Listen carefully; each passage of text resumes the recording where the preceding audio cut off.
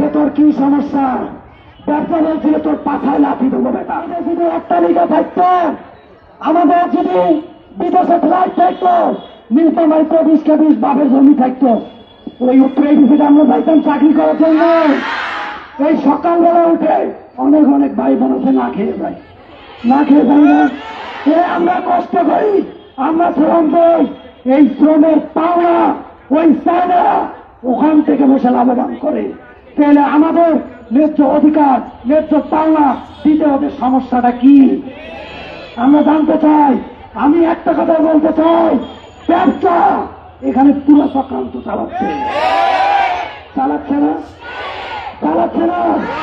সকালবেলা এই ছেলেটাকে ধরছিল, এই সবাই দেখেন নাই, ব্যবসা এই ছেলেটাকে ধরছিল যে তোর কি সমস্যা। ব্যবসা বলছিল তোর পাছায় লাঠি দেবো বেটা, পাছায় লাঠি দেবো। এই ব্যবসাকে কেন রাখা হয়েছে জানেন?